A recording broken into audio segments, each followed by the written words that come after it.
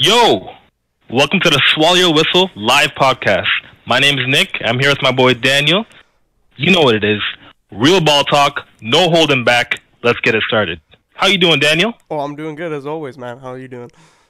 I'm all right. All right, let's take a look at today's topics. So, first off, we got my boy, the point guard himself, returning back for his first game after a very confusing injury. That's the most I can say about that.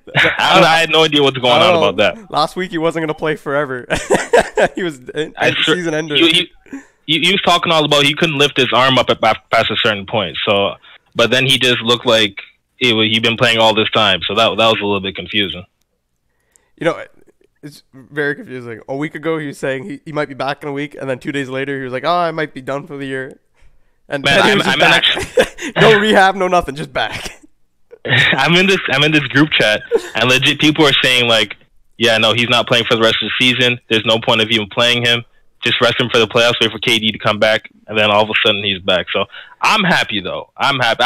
I was actually literally before that game, I was thinking, yo, Kyrie, don't come back, man. Just rest yourself for the rest of the season. But to be honest, he doesn't seem like the type of guy that just want to sit in there and not play, right? Yeah, no, he was even saying it though. He was really frustrated about not playing. So, like for all the flack the guy gets, he wants to play. He's not here for the cash grab, right? Yeah, he wants to play. Yeah, he definitely has. I think he has a lot of haters that he wants to prove wrong. So I agree with you on that one there. Well, let's get into the first topic then. What do you think? How do you think he looked in his return then? See, this is where it's so weird to me because he like I said, he legit looks like he looks like he hasn't missed a single game. Like he's been playing super sharp, super aggressive. Man went 10 for 11, 21 points in 20 minutes. Efficient. Like he played so good. They literally took him out. Yeah, they took him out he was super efficient last night. The one thing that's weird is he didn't take a lot of jump shots. I think he took 3 out of the 11 were jump shots. Yeah, you know, my worry though, I hope it's not because of anything to do with the shoulder. I know he's not obviously maybe 100%, but I hope it's not something where he has to be like, oh, I can't take that many jump shots because of my shoulder. That would just be kind of like, okay, then don't play. Yeah, what's the point? Yeah, but he was efficient. He had his teammates involved. He honestly looked completely normal. Like it wasn't just a rehab game. He was completely normal. Like never. He was never hurt to start with. No issues. It was great to see, and I think the most impressive part for me, as a huge Kyrie fan, I've been following him for a while now, and the biggest thing, especially what I saw with the Celtics, he wasn't able. It seemed like there was a bit of difficulties meshing with his style to making sure that led to this team's success. I think with this, when I saw what was really promising when he played the Nets is like he was meshing into the team. A lot of times he was playing off the ball and letting Dinwiddie run the point. And he was running off the ball, catching the ball into the paint, doing that little spin move again, kicking it off the backboard. So that to me showed that he was able to function well with the team. So it was very encouraging for me as a Kyrie fan, and obviously as a Kyrie fan, I'm following the Nets. So yeah, he definitely looked in tune with Jared Allen, which is obviously the biggest thing for him in a pick and roll situation. Because DeAndre is as great as he was, he's probably not the pick and roll maestro that he used to be when he was playing the pick and roll with Chris Paul. DeAndre Jordan, but the thing is, he didn't even have DeAndre Jordan's type of player. When I watch him, it looks like he's having a terrible game, but you look at his numbers, and he's not even doing that bad. He's a weird player in that regard. He's still a good rebounder. He can play D. He's just not going to go out and get you 20, right?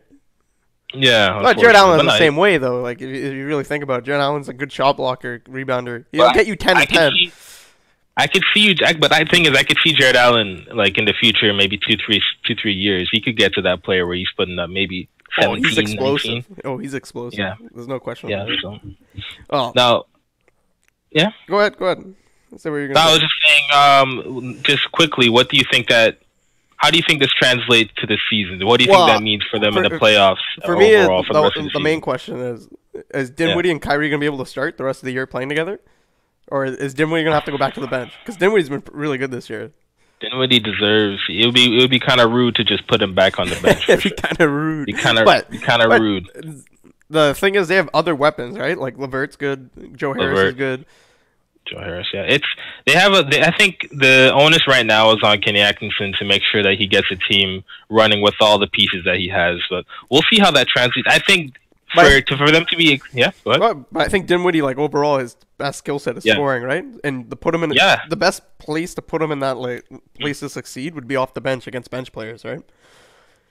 Especially in the playoffs, right? Like he could feast on some of these benches in the like he could feast on like George Hill against the Bucks or like Philadelphia. Their backups. Miami's backup point guard's Dragic, but he's not a good defender. Yeah, like every team almost they have no good defender off the bench. If you think about it, it really depends on who's going to be fitting into a lot of the side players and how they the role players rather how they. Who's the better out of those, and which pieces will fit into the starting lineup? And it really, because maybe Dinwiddie has to start. Maybe he's just that good that he might have to be on the first team. Just force his way in, right? Yeah, we'll see how that develops. But yeah, what do you have for us on the second topic there? Oh, second topic, we're gonna talk a little bit of the East All Stars. Yeah. You know what? Currently the top three are Trae Young, Kyrie Irving, and Kemba Walker. And Kyrie Irving and Kemba Walker, respectively, are split between 20,000 votes or so right now, currently. To me, you know, it's a pretty questionable starting backcourt. You have a young guy, second year in the league, averaging great numbers, 29, 5 and 8, shooting really well, but his team's like 8 and 30. And then Kyrie's played like 13 games. Is in your second spot. Kemba's leading, but like Kemba's leading third place Boston or second place Boston with good numbers, 22, 4 and 5, efficient. There's other players too, like you can go all Boston backcourt with Jaylen Brown, who's having a really good year considering how he struggled last year with Kyrie. Even Lowry has been shouldering a load in Toronto, 21, 5 and 8. Okay, so who would you say is your two backcourt? Right, funny enough, I'd go with Trae Young and Kemba, just because Trae Young, his numbers are so nutty, like 29, 5 and 8, and then Kemba's just been great. Like he's been fantastic. Like he's everything you could have wanted for Boston, right? Yeah, you know, but okay, my question about Kemba though is that Kemba or is that the Celtics and Brad Stevens? It's definitely a mix. Like, there's no denying that. For any of those players, it's a mix. Like Trae Young's numbers is it Trae Young or is it just he's by himself? Not him by himself. Yeah, right. But he's shooting efficient on numbers. That's the thing. Like he's not scoring empty baskets on terrible efficiency. Very like efficient. He's been super efficient this year. Yeah. Okay, so I can agree with you for Kemba. Trae Young and Kemba. For me, it's definitely I'm gonna just be my heart wants Van Fleet and Irving, but objectively speaking, I have to pick it between Kemba and Irving because I'll tell you why I pick Irving. Okay, because it's gonna sound really bad because obviously he's my favorite player, but hear me out. See, Kyrie, when we're talking about the All-Star voting, right? We're talking heavily about individual performances, right? So, and the highest of their level. Kyrie is the biggest show in the NBA. I'm gonna say that right now. And in my opinion, he's the best. In my opinion, he's the best point guard in the NBA. At his best, I don't think there's anybody. Barring maybe Steph. But if we're talking about point guards and in the guards and for the All-Star game, Kyrie has to be in there. There's a reason he's voted up there. Yeah, he's people want to watch him. Yeah, he's a big following. It's a game for the fans, for the most part. Yeah, right? absolutely. But like, you could say the same thing about Trae Young and Kemba, right? They got electric games. Like, well, Kemba's more of a step back, the mid-range type of player. Trae Young can shoot from anywhere. He has like Kemba has like one move, bro. Bro, but it's a really good move. It's a really good move, though. Kyrie has that move just as good, and every other move that hasn't even been invented yet. Trae Young is the reason I think, but you know, Trae Young has a really good shout as well because as much as his team he's not having much success on his team. These All-Star votings are definitely and it's an individual. It's almost like it's basically an individual award based on your individual performances. Like when we look at All right. Okay. Sorry about that. Sorry about that. Let's get back to where we were. So I was just talking about, All-Star being an individual sort of All-Star being an individual sort of achievement, and so I was comparing Russell Westbrook's MVP season being an individual award. Harden's team had a much better performance. He was like 55 wins or something, and Westbrook was at 30 something. But his individual stats rightfully won him that, or fairly rather, won him that award. So I think it's the same thing. Or you could argue for Trae Young, even though his team is playing like absolute trash, he's still doing his bit, averaging No, 8 assists. Yeah, eight assists. He has 29 points per game, 5 rebounds. No, he's having a great year. He's great. Yeah. That's why I would say like the numbers are so good and so efficient that it doesn't matter how bad his team is. Like realistically, Sure. And then my other spot would have been Kemba, and it's the complete opposite. Like his numbers are fine. They're not amazing. They're not bad. They're good. They're just but his team. He's perfect for Boston. He's a leader. He's showing the young guys how to play, right? For sure. Yeah, I mean, who would your two would have been? Kemba and Kyrie? Yeah, I was thinking Kemba and Kyrie, but I'm kind of wavering on that. I'm thinking Kyrie and Trae. I'm thinking Kyrie and Trae. So you go with the fans currently. Basically, yeah, because it's just like when I look at who I want between Trae and Kemba, I think I'm gonna just what they can bring to the table in terms of an individual game. I think I'm gonna pick Trae for this one. What if you couldn't pick Trae or Kyrie? Who would or even Kemba? Like you couldn't pick those top three guys. Who would be your next two? Like mine would be Lowry and Brown, probably. Like Derrick Rose is having a good year. I'd probably go. It's in Chicago. You got a Chicago guy in there, but I personally wouldn't put him there. Lowry definitely is one of them. I'd probably go either Lowry for sure. But for my other one, I'm stretched between Ben Simmons and Dinwiddie. It's actually even Dinwiddie, yeah, totally skipped my mind. It's actually hilarious. Like Ben Simmons has like 500K votes. Like it speaks total volumes of what people want to see, right? Like no one wants to see a guy that can't shoot in the All-Star game, right? That's so it's so weird because Ben Simmons is such a good player, but he can't shoot, man. He can't shoot. It's foreign. It's foreign for a guard nowadays to just be an amazing guard without being able to shoot.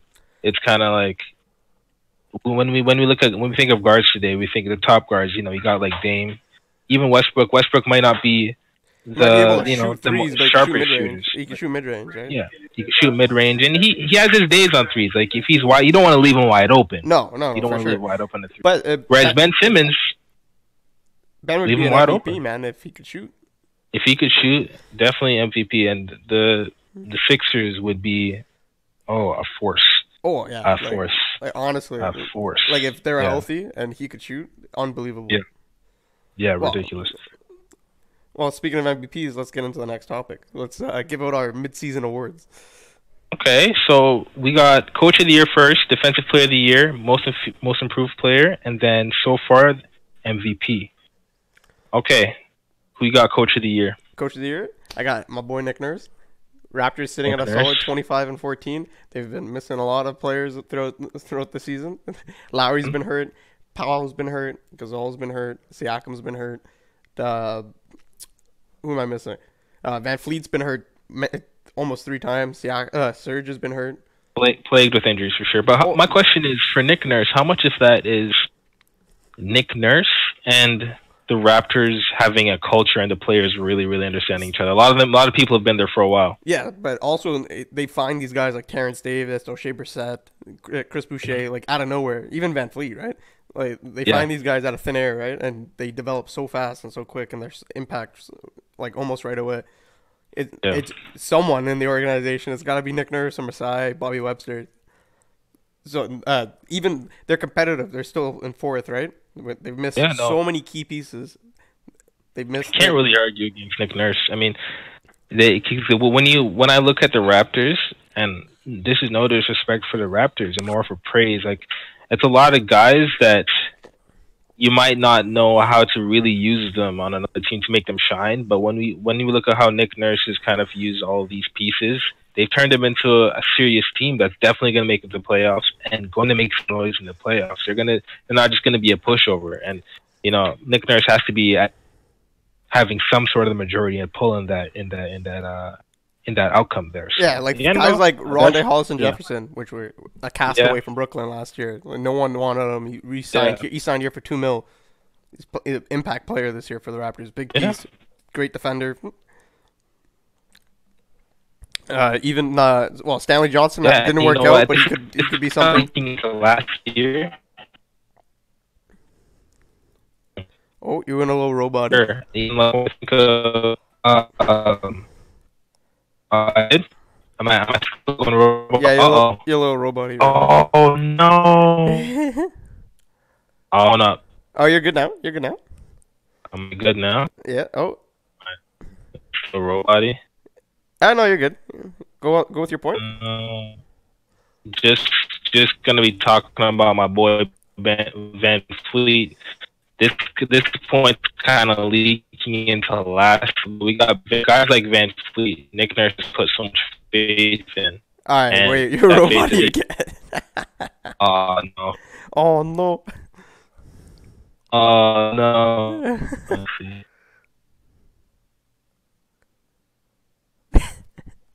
I'm cursed, man. Straight up cursed right now. Yeah, we can take a break again, quick. We'll just take a quick break again. Take a break. Yeah.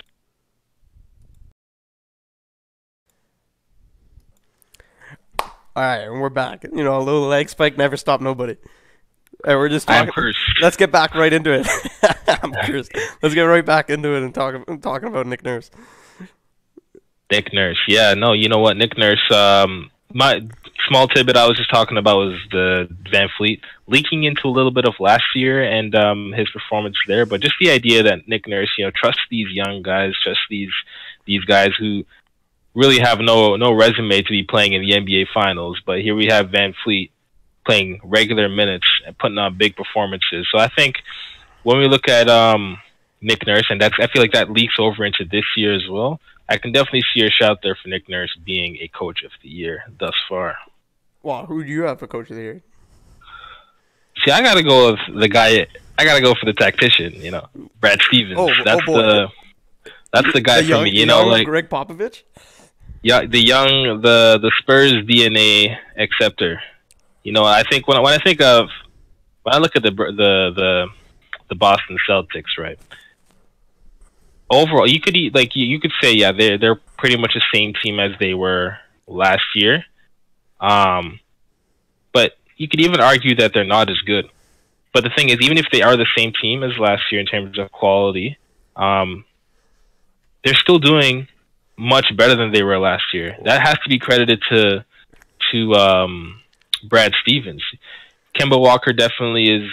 He's almost on the same. He's like the closest thing you can get to Kyrie. Maybe not as good in terms of overall versatility on the offensive end, and I think Kyrie has a little bit more edge on defense. But when you take all that into consideration, the fact that they lost Al Horford and replaced him with Enes Kanter, who is an offensive threat, but definitely not the same physical presence as Al Horford.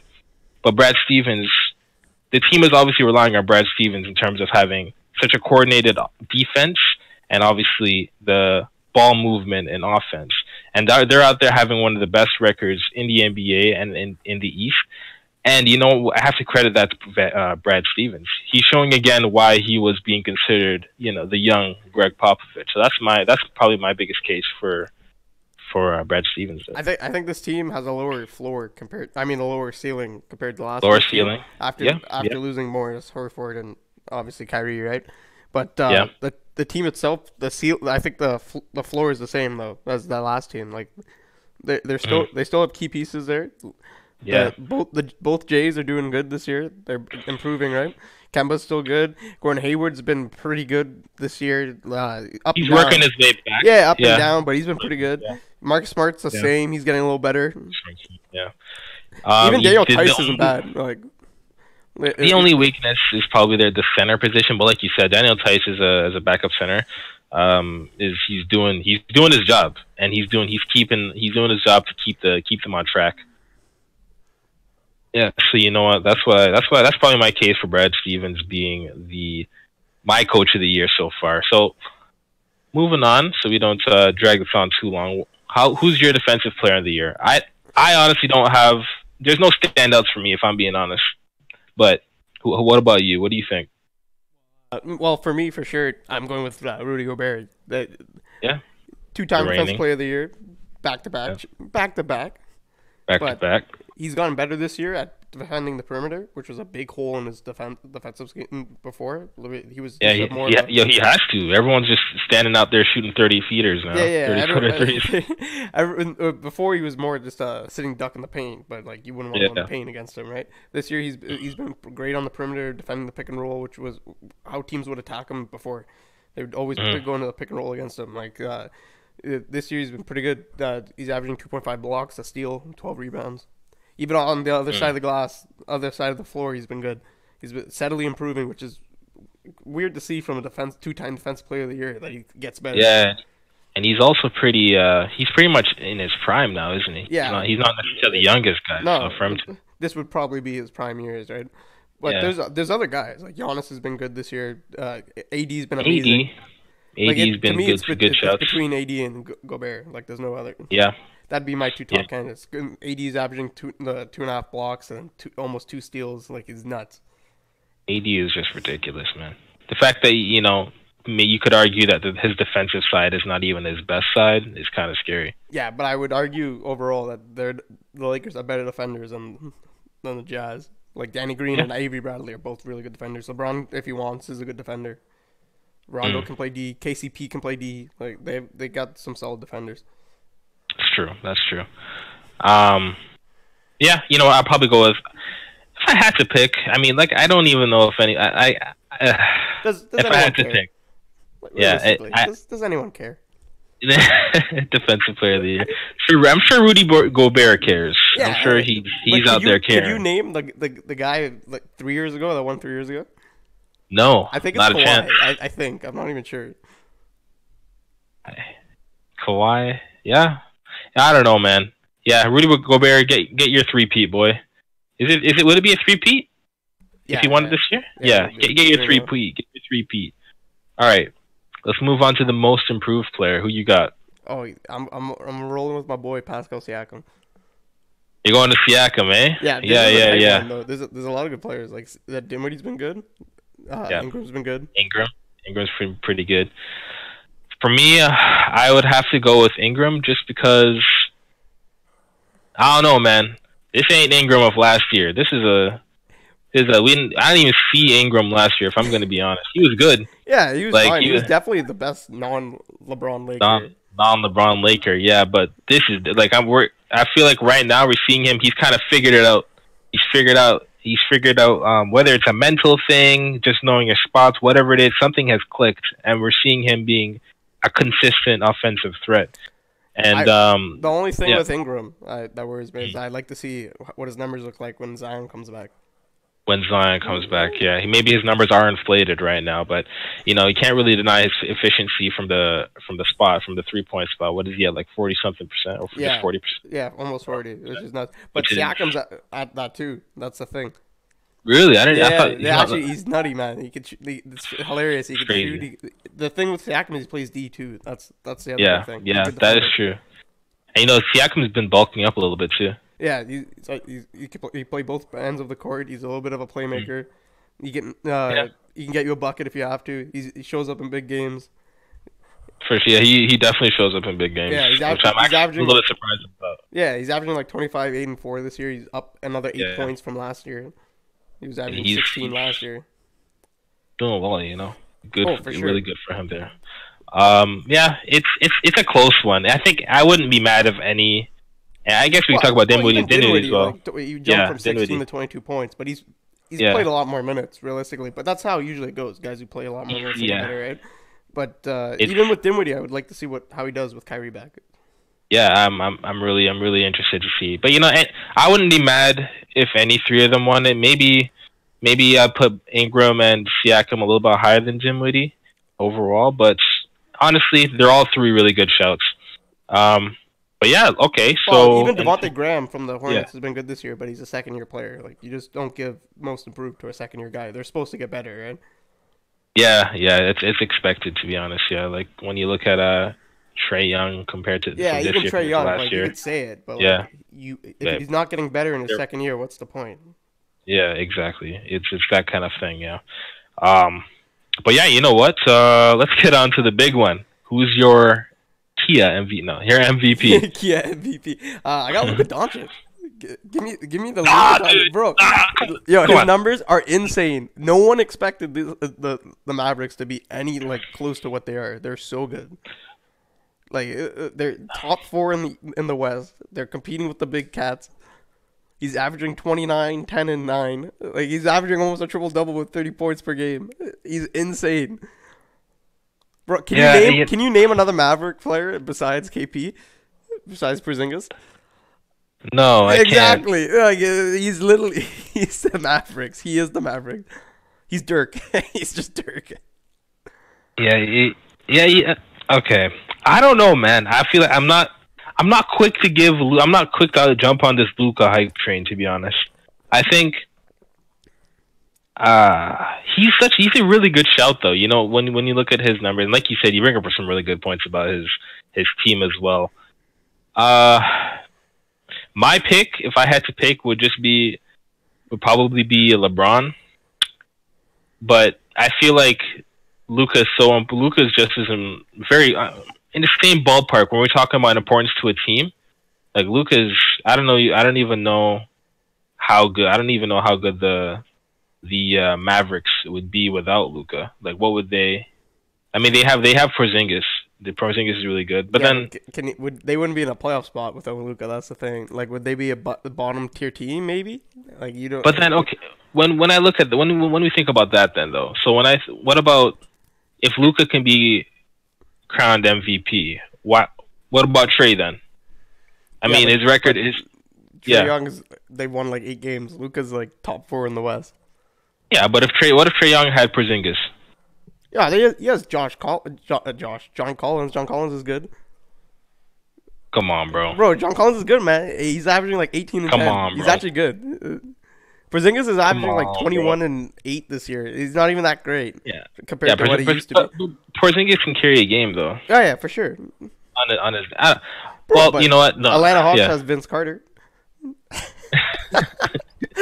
Man, I completely forgot about that. Actually, they should actually go for the chip this year. I don't know what they're thinking. Yeah, for sure. I'm trying to get one more lottery pick for Vince so they can get his first ring. But for real though, like I honestly think he could be if he would win this year, he'd be the youngest MVP ever. See the thing with that is like there's not a lot of guys that stick out. There's like 10 guys that you can make an argument for, but there's not really like a front. There's no clear cut. No, there's no clear cut. I mean, why would you pick Luka over like a Yanis or a LeBron? Well, Yanis has his team. The one thing with Yanis is I don't know how good actually Yanis is compared to LeBron. Like, I would love to see Giannis be put in a situation like LeBron, like in the playoffs. Like, he's never had that. He's never had to take that step yet, right? You don't know. You don't know if he's just gonna carry his way through force. Like, he gets a lot of free calls in the lane. Like, if he wasn't Giannis, like if he was like 3 inches smaller, 4 inches smaller, how good would he be? True. He's very athletic. There's not much. He just runs through people, right? And But again, Milwaukee has Middleton, Bledsoe, the Lopez twins. There's a lot of pieces set around Giannis for him to succeed, right? Like decent coach too. Oh, a great coach. Yeah. Not too And LeBron bad. has Anthony Davis. Like, he has another top 5 player in the league playing with him. Like, it's not really. But we can't undermine the fact that LeBron is so good and so talented. Like, he's so good at the game that he can let AD run the show, but run the show at the same time. Oh, for sure. Like, he has that sort of intelligence that he can pull that off. To me, those are the top three for the MVP right now. It's Doncic, Yanis, and LeBron. And then the next, there's another set, like another tier of players behind them. Okay, what about Harden though? What about Harden? I don't know. It's a lot of empty stats. Harden's a fraud, but we'll talk more about that. I'll explain more about that later. No, I love Harden. What I think about Harden. I love Harden. The funny thing is, I want him to win a ring this year. He's the best 1v1 player in the league. Best 1v1 player in the league. There's no one better than ISO than him. Can't argue against that. Yeah, I would pick LeBron for MVP. That's just my thing. I think that's definitely fair. Like it's that close. Yeah, it's really that close. The one thing with Giannis though is he's a better defender out of the other three. Like out of Doncic and LeBron, he's definitely the best defender. Yeah, I can definitely agree with you on that one for sure. But I think what the other two might make up for is just their absolute versatility when it comes to offense and being able to obviously distribute the ball. Their basketball IQ, surprisingly Luka's as well, is just very, very special to watch. So, Oh, for sure. They're all special to watch. Like even the next tier guys sitting at the next table are all special, right? But let's jump into the last topic or last award. Little thing topic. There. Rookie of the year. This one should be simple. Yeah. It's man, I got no one else but John Morant, dude. Yeah, there's no other since he blocked my boy. Yeah, there's literally no one else that really stands out. Ever since he blocked my boy, I was just like, man, I hate this guy. And that's why I knew he was special. I love him. Like he literally does not care. Like he's so explosive. He will risk both his knees for 2 points. And you know what? Like the thing is, he still has. Like so like when you look at Derrick Rose, for example, Derrick Rose was explosive, but there's a little bit of questions about the technical side of his games whether it come to his his jumper, right? When he comes to his jumper, right? But John Morant is still shooting very well. Yeah, that's the thing. He can shoot. He can play make. Yeah, he's aggressive on defense. He's like a whole package. But the only thing, like, there's no other rookie besides Zion. Like, if Zion comes back and plays like 35 games, and he's like, I'm hoping for that. I'm hoping for Zion to make a case. That would be very fun to watch. Yeah, he would have to be so like above Ja just to get it, because Ja's gonna play like 70 games, right? Yeah, like, he would have to be averaging something nuts and like being an impact. Like the Pelicans have to make the playoffs. Like that's the only way I can see him winning Rookie of the Year. Could happen though. It could happen. I wouldn't bet against it. I mean, it is. We saw what he can do, Zion. Giannis proves that if you are athletic, you can make something happen. For sure. If you're athletic, that guy is 200-something pounds of just pure muscle. So, I wouldn't put it past him. We can make something happen. See, if he works on that jumper, for sure. Well, but let's get into a little fun before we jump into our last topic. Okay. Let's do a little trivia. All right. Oh, no. Ready? All right. So Vince Carter became the first player ever to suit up in an NBA game in 4 different calendar decades: 1990s, 2000s, 2010, 2020s. His first game was played in 1999. He has played for 8 teams in the NBA. Can you name all of them? Can anyone name? Can Vince Carter name all of them? There's no way. I don't even know. He's too old. There's no way he knows. There's no way he knows, man. He has that written down in his phone somewhere in his notes app. Yo, let's see how many. Someone pulls that up. He's just like, 1990 what? And he's just like, oh, yeah. And he just pulls. No, I have no idea. Okay, I can name a few though. Right. No, I can't. I can only name not even a few. Maybe just a couple. Let's see what you got. All right. I know he played for Toronto. Okay. That's probably his first one, right? Yeah. 1998 to 2004, he played for the Raptors. He played for your boy on your boy's team. Yeah, the Nets. I know he played for the Nets. For New Jersey from 2004 to 2009. Something's telling me. Yeah. He played 1 year with Dwight Howard. Oh, Orlando? Yeah, he played with Orlando for 1 year, 2009, with Hedo Turkoglu. Something tells me he looks like a Pistons guy. No, I never played for the Pistons. He played for another team that starts with a D for 3 years. Denver Nuggets? No. We were just talking about their team. Nah, dude, can't put me on the spot like that. Dallas. Yeah, from 2011. He played for Dallas for 3 years. Bro, what the hell? Does he know that he played on Dallas? No, does anyone know? There's a team he played for 1 year. Like, this team has barely won any games for the last 5 years. He does not know he played for this team for sure. The Knicks? Nah, close, same color. Oh, the Suns. Yeah, the Suns from 2010 to 2011, and then we rookie of the year talk. We just talked about his team. Oh, did he play for the Grizzlies too? Yeah, for 3 years. Dude, this guy probably played. This guy probably played for every team in the NBA, but they got annoyed keeping track. I'll give you this one. This one's tough. LA team purple. No way, he actually played for Lakers too? No. Oh crap! There's 2 purple teams. The other purple team, they have a fox on it. Oh, the Sacramento Kings. Yeah, for 1 year, and then he's been with the Hawks ever. Yeah, okay, I actually do remember seeing him with the Kings. Yeah. And he was with the Hawks. Yeah. That was later on in his career. Yeah, he's been with the Hawks for 2 years now. Okay. And he might be with another team by the end of the year. Who knows? Oh, those are the 8 teams, baby. Let's jump into the last topic then. What games are you looking forward to for the week? I think we got 2. I forget though. One of them was definitely the Lakers versus Houston. Yep, for sure. And then, Western Conference preview, almost finals. That's the Western Conference. Yeah, definitely a preview of the playoffs, and then obviously another preview of the playoffs.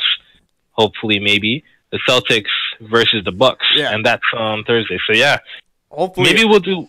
Hopefully they're all healthy, right? The Thursday game is the Bucks and the Celtics. Maybe we watch that one along on Twitch, and the Sunday is the Lakers and Rockets. Or Saturday. Yeah, hopefully they're healthy for the Sunday game. I would like you. They gotta be right. AD's gotta play that game. Yeah, they got it. They're not Kawhi, you know. Kawhi would. There's no rest. Kawhi would sit that up. It's war. It's time to get going. Yeah, for sure. But that about exhausts all their topics. What time are we at? How long is that? How long? About 45 minutes. About 40 minutes. Okay. We'll say after cutting out. It's not pretty bad. Good. It's not bad. Well, that's it for us. Right? Yeah. You got nothing to say? I've got nothing to say, man. Just hope you guys enjoyed the stream. Yeah. Thanks a lot. All right. See ya.